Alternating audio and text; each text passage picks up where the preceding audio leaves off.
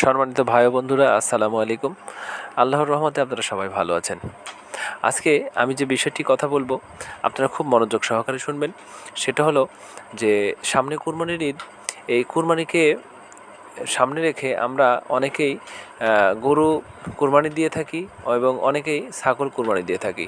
আর এর মাঝখানে অনেক অসাধু ব্যবসায়ীরা করে কি, এই গরুকে অনেকেই ফিড খাওয়ায় এবং ছাগলকেও ফিড খাওয়ায় এই ছাগল এবং গরু লালন পালন করে।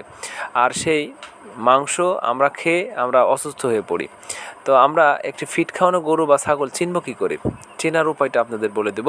চেনার উপায়টা হলো যে আপনি যদি দেখেন যে গরুটি ক্রয় করার পরে সেই গরুটি অনেক প্রচণ্ড পরিমাণ হাঁকাচ্ছে বা শ্বাসকষ্ট হচ্ছে, অস্থিরতা বোধ করতেছে, তাহলে আপনি বুঝবেন যে আপনার গরুটাকে ফিড খাওয়ানো হয়েছে।